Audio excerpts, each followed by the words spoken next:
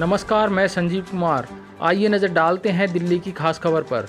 दिल्ली के जंतर मंतर पर ex serviceman department की तरफ से अग्निपथ अग्निवीर योजना की आड़ में की गई पेंडिंग भर्ती एवं सेना में चयनित 1.5 लाख युवाओं के हक व नियुक्तियों के लिए किया गया धरना प्रदर्शन की पूरी जानकारी देते हुए कर्नल रोहित चौधरी। देखिए, कांग्रेस पार्टी कोई ठोस आश्वासन नहीं देती। कांग्रेस पार्टी गारंटी देती है। अग्निपथ स्कीम, अग्निवीर, ये देश की सुरक्षा से खिलवाड़ है। इस देश की सुरक्षा के लिए कांग्रेस पार्टी ने बहुत कुर्बानियां दी हैं, आज़ादी से लेकर और आज़ादी की लड़ाई से लेकर और आज तक। इस लड़ाई को हम तब तक मजबूत रख सकते हैं जब तक हमारी सेना मजबूत है। हमारी सेना मजबूत है तो हमारा देश मजबूत है।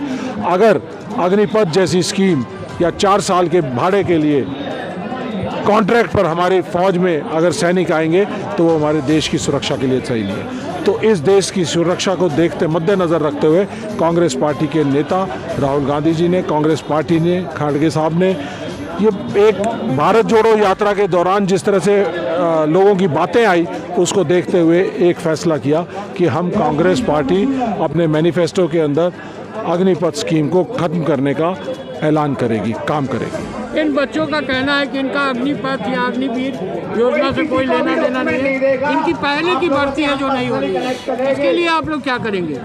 देखिए, जैसा हमारे पूर्व सेना अध्यक्ष जनरल M.N. नरवाने ने कहा कि 2022 में जो अग्निवीर स्कीम लाई गई वो देश की सेनाओं के लिए एक चौंका देने वाला फैसला था। तो इसका मतलब देश के जो सेना अध्यक्ष हैं उन लोगों को भी मालूम नहीं था कि भी ये इस तरह की अग्निवीर स्कीम और अग्निपथ स्कीम आई। और ये जो अग्निपथ स्कीम है, इसके 2 पहलू हैं। एक अग्निपथ लाने से पहले और एक अग्निपथ लाने के बाद। अग्निपथ लाने से पहले 2019 से लेके और 2022 तक जितने भी भर्ती प्रक्रिया की गई थी वो नियमित रेगुलर सैनिक के तौर पे किए जाने थे, जिसमें 97 आर्मी की और कुछ एयरफोर्स की भर्तियां थी जिनको निकाला गया रेगुलर सैनिक के तौर पे, और उसके तहत इन लोगों की भर्ती प्रक्रिया पूरी की जानी चाहिए थी। इन लोगों के जो physical test, medical test, document verification, examination, written examination, सब चीज़ पूरी कर ली गई थी और उसके बाद भी इनको ज्वाइनिंग नहीं दी गई और एक साल तक लगातार लटकाए रखा। तो इसका मतलब कि ये कहीं ना कहीं पे उनके दिमाग में ये बात चल रही थी कि अग्निपथ स्कीम आएगी और उसके तहत हम 4 साल के सैनिक लेंगे। तो इसलिए इनको अग्निपथ स्कीम से जोड़कर ही देखा जा सकता है। अग्निपथ के 2 पहलू, अग्निपथ से पहले जो ये बच्चे हैं, 1.5 लाख से ज़्यादा युवा हैं जो अपनी भर्तियों की होने के बाद ज्वाइनिंग लेटर्स का इंतजार कर रहे हैं, और जिसको मोदी सरकार के एक तुगलकी फरमान ने इसको एक हथौड़े के साथ ही इन्होंने इसको इनके युवाओं के सपने को तोड़ने का काम किया, देश प्रेम के सपने को तोड़ने का काम किया है। आपका फॉर्मेशन क्या होगा इस लड़ाई में? आप सभी से रिक्वेस्ट है, आप सभी बैठ जाओ। आपको मालूम होगा जिस तरह से ये बच्चे लड़ाई लड़कर चंपारण से, सत्याग्रह की भूमि चंपारण से लड़ाई लड़ते हुए, पैदल चलते हुए 1100 किलोमीटर का सफ़र तय करते हुए दिल्ली तक पहुँचे हैं। दिल्ली में हमें सारी इस बात का संज्ञान लिया, हमने इन बच्चों से बातचीत करी, सारी डिटेल्स समझी।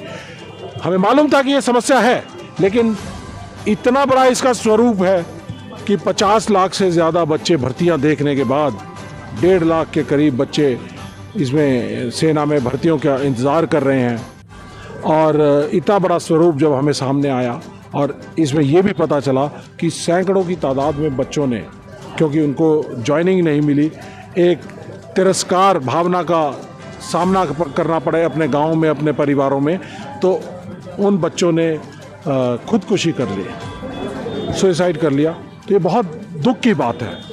तो जब हमें ये सारी बातें पता चली तो हमने इसके ऊपर एक फ़ैसला किया, संवाद किया। राहुल गांधी जी के साथ भी संवाद हुआ इन बच्चों का।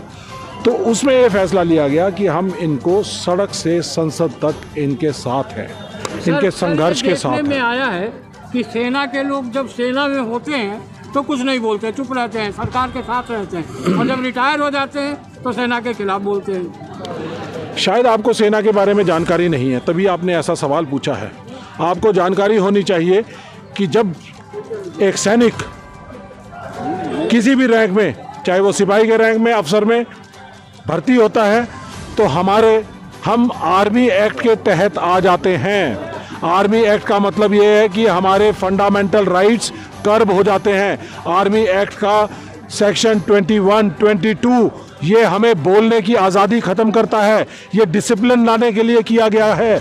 और अगर सेना भी अराजक होके बात करने लगे, जैसे आप बोल रहे हैं या कोई और बोल रहा है, मीडिया वाला कहीं बोल रहा है, तो सेना नहीं रहेगी, वो एक अराजक तत्व बनकर रह जाएगी। तो सेना के डिसिप्लिन को कायम रखने के लिए आर्मी एक्ट के तहत उनको लाया गया है। डिसिप्लिन फौज है देश की, उसके बारे में ऐसी बात करने से पहले आपको 100 बार सोचना चाहिए कि ऐसा सवाल भी आपके दिमाग में कैसे आया कि देश का सैनिक देश के लिए लड़ने के लिए बना है, देश के लिए अपनी जान देने के लिए, कुर्बान होने के लिए बना है।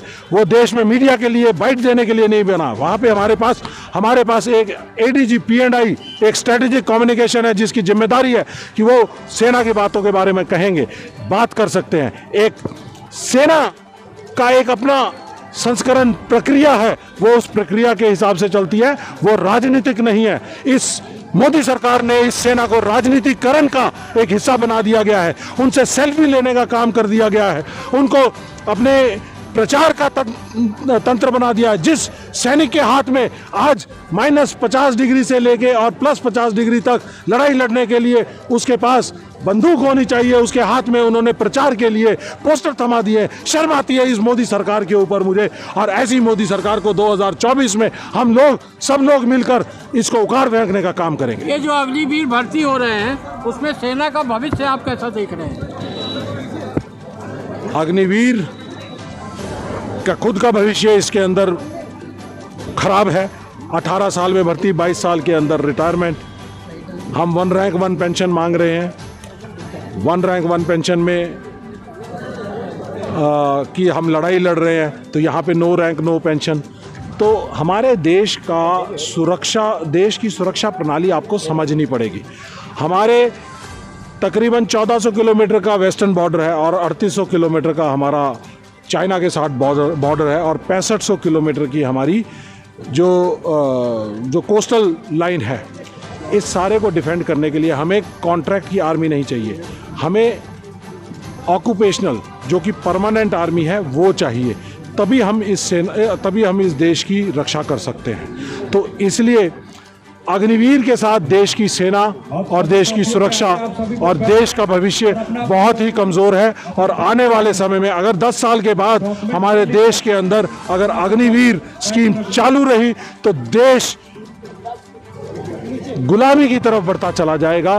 और ये देश जो हमारा है, ये देश इसलिए बरकरार है क्योंकि हमारी देश की सेना मजबूत है। हमारे देश के नागरिकों का दिल अपनी सेना के लिए बहुत भावुक है, धड़कता है। अगर कहीं पे लड़ाई होती है तो वो अपना खून देने के लिए आम नागरिक भी वो अपना खून देकर या खून इकट्ठा करके सैनिकों के लिए लड़ाई में सहयोग देने का काम करते हैं।